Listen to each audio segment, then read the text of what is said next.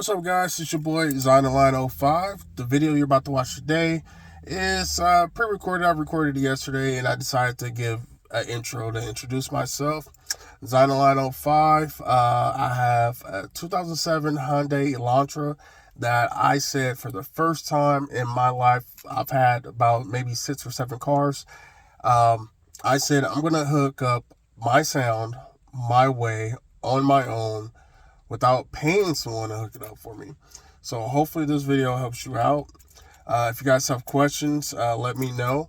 Hopefully I'll be able to answer it. If not, just know that I am a noob. I'm new to this. I don't know what I'm doing. I'm figuring it out as I go. I'm doing my own research, and pretty much I'm figuring it out, and it's working for me. So on that note, guys, watch the video, like, subscribe, comment. Definitely I'll keep posting.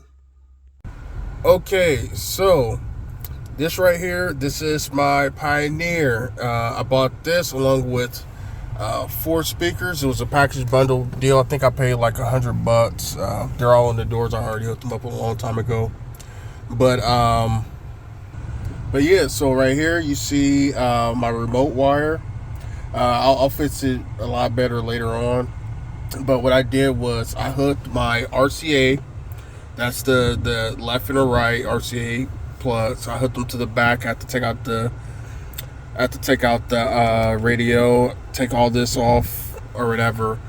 Then plug it to the back. I wired everything in with the harness and all that good stuff. Anyways, so I have my RCA and my remote wire running on that end right there. Then if we look on the other side, right here, I have my power cord, which goes to the battery. Excuse the mess, guys. Runs through from the Grommet. The Grommet is over there. I have a 2007 Hyundai Elantra, so it was pretty difficult finding that. So yeah, I'm running the power cord all the way from the trunk. From the engine compartment. Excuse me, from the engine compartment through the trunk, and I got in between here and behind the seat belt or whatever to run the power cord. See, you have the power cord running to the amp. I found the ground. I have to make a ground in here. I have all my wires and stuff connected. Speaker wires connected to my subs, my MTXs. There goes the RCAs coming from the opposite side. Digital capacitor, also part of a bundle deal. I got the capacitor, the amp, and the subs. That sound pretty awesome so far. I haven't cranked them up as bad as I want to, mainly because I don't want to blow them, or I just want to break them in a bit. But anyways, let me show you the front of the speakers. So here goes the subs, the 12-inch MTX Terminators. They do work. They sound great, awesome. I don't want to hook them up because I'm not in the area where I feel comfortable enough to bump them like that, but they do work pretty awesome. Alright, and I'm back, y'all. So I mainly did this video not just to show up how I hooked up everything, but mainly to show you guys that I'm not subwoofer savvy. I don't know anything about really hooking up anything, but what I did was I challenged myself. I said I'm not paying $300, $500, whatever the case may be, just for someone else to install my subs and my sound system, speakers, everything. I hooked up everything myself, and I got everything for a pretty good price, reasonably low. So I will have those links in the description for you guys. For anybody looking to buy a sound system on a budget, or you just looking to upgrade. Maybe your stock speakers sound horrible, where you just need to, do a new thing. But I will show how they do sound.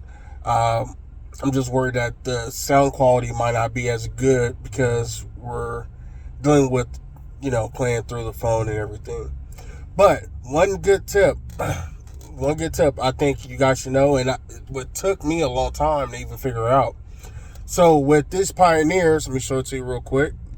So with the Pioneer deck, stereo unit, whatever you want to call it, you have to go through the option through your audio. Let's see, where is it?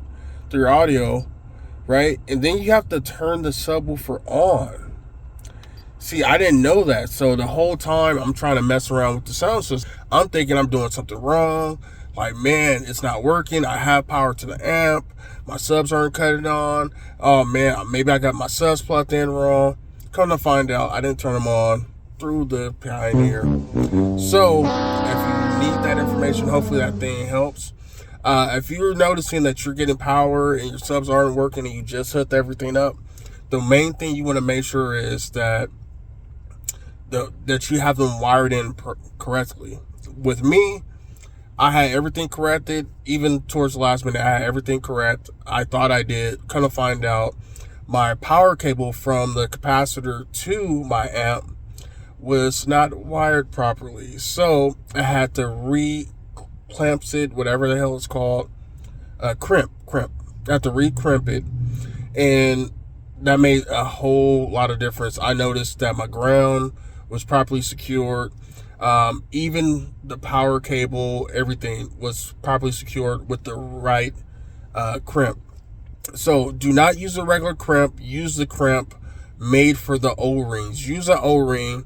I know some guys are saying don't use the O-ring. You can use whatever. No, use the O-ring. You want your sound quality to sound good. You don't want any shortages.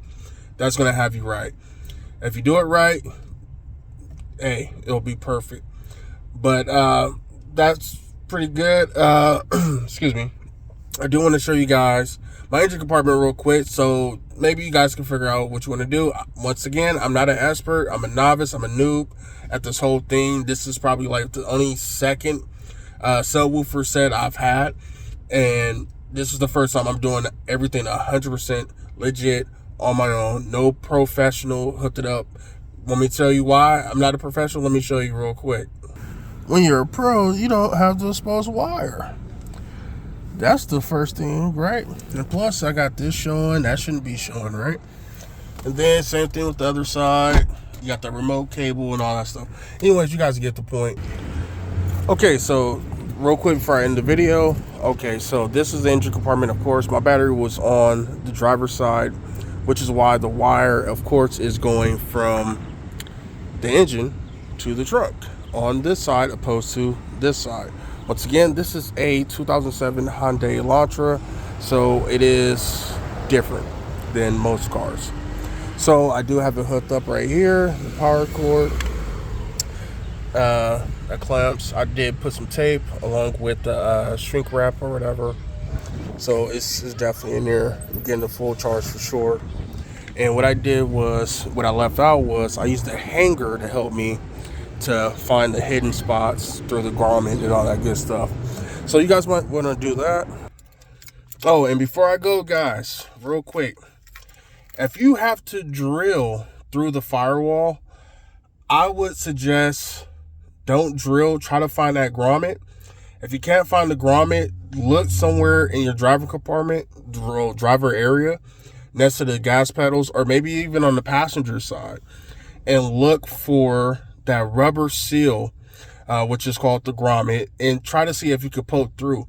If you can get through it along the outside of it, go ahead, take a hanger, take a wire hanger or whatever, press it through, and you'll see where it ends up at. In my case, it actually goes through the tire area. So what I did was I took a hanger. I seen first how far I could take the hanger before I had to do anything else. And then I wiggled it around. I figured it out. Then I came through the trunk area, as you guys seen, with the plastic sleeve protector, whatever the hell it's called. But I did that. And what I did was, once I seen where it came out at, I pulled the hanger back, of course. And then what I did was I wrapped the power cable around the around the hanger, and I taped it. So what I did was I took that stuff and I pushed it through, and I was able to get it through that way. Didn't have to drill, which I was extremely worried about, because once again, I'm not an expert. I'm a noob at this. Completely don't know what the hell I'm doing, but I figured it out. Even though it took me days to figure it out, it's a great feeling knowing that I didn't have to pay anybody else to do something that I can handle. Now, when it's time for me to upgrade, maybe I will use somebody else. But for right now, I'm going to keep doing things on my own because I feel this is my car. I want to do it on my own. And that's the best advice I could give to you guys. Anyways, on that point, guys, like, subscribe. If you have questions, I'll try my best to answer your questions. If I don't, I'm pretty sure it's some car guys, some base heads that are definitely more able and willing to help you out with your questions. Until then, peace.